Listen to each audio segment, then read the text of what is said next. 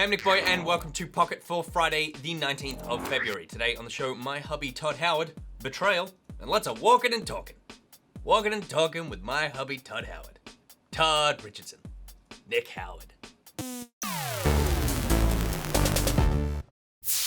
Alright, here's what's been making headlines.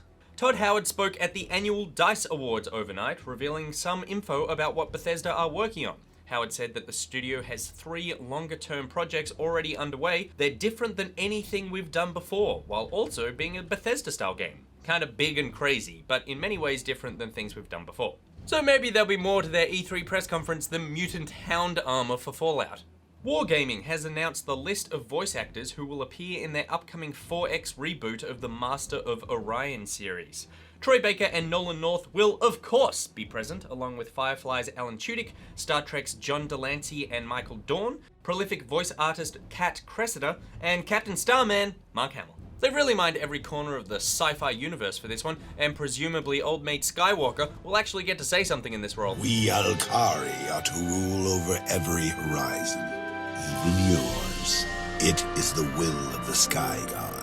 Telltale's Tales from the Borderlands will be receiving a physical edition in April. A disc copy of the adventure, including all 5 episodes, will release on PS3, PS4, Xbox 360, Xbox One, and PC on the 21st of April. That is good news for people who have not played that game, because it's great. And it's also 2 days before my birthday. I'm just saying. Don't buy me that though, because I've already played it. And Twitch has announced their convention will be returning in 2016, but this time they're changing sands from Francisco to Diego. The event will take place from the 30th of September to the 2nd of October. I'm joined now by no one because the office is incredibly empty today, but here's a thing of the day intro from a time when I had friends.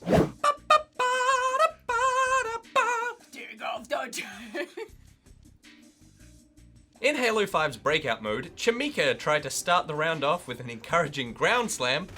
It did not go so well. Work together and we'll take this. Betrayal. Betrayal. Last man standing.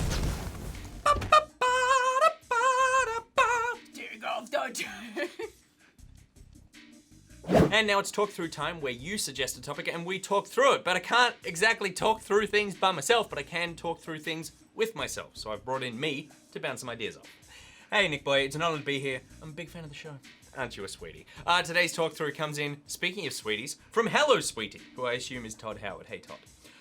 Talk through topic suggestion. A lot of games have been released lately that are more focused around dialogue and story more than gameplay, such as Everybody's Gone to the Rapture and Firewatch. These games are more about walking around and exploring, having realistic conversations with others, and exploring a more mundane, serene environment that doesn't involve gunfire or explosions. What is your opinion on these sorts of games, and why do you think they are suddenly so popular?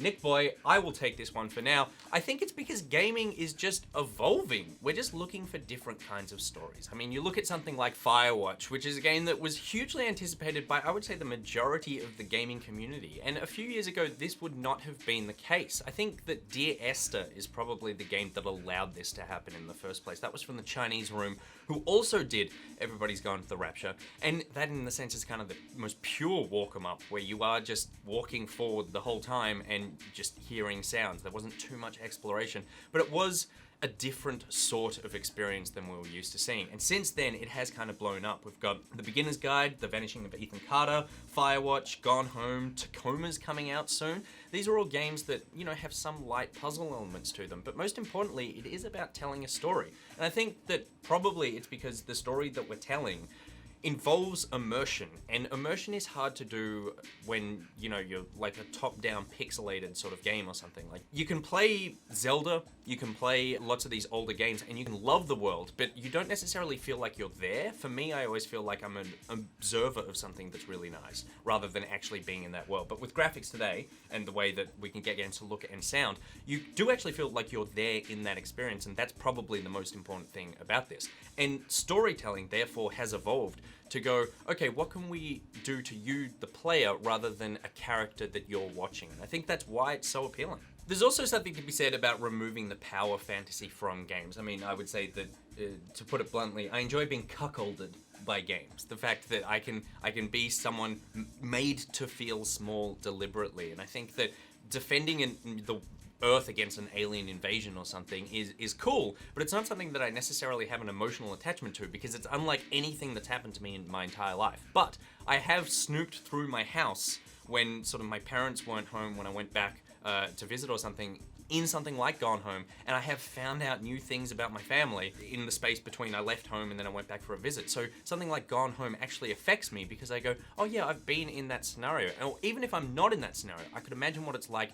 to learn something about someone I love that I didn't know before. So I think that that's why they're probably so affecting. And finally, I think that these games are also popular because right now they're very digestible. These games are rarely more than sort of 5 or 6 hours long. So that means you can sit down and complete them in one sitting. Not only does that help emotionally because you get the whole experience from sort of the start to the end, but it also means that you're not spending too long on something where you feel like, you know, quote unquote, not too much is happening. 5 or 6 hours is not too long to be wandering around, learning a great story, being affected by something. But I wonder if something like The Witcher, I don't feel like I would want 200 hours of wandering around not playing a game, because at that point I probably would get fatigued. But that's just my opinion. What do you think?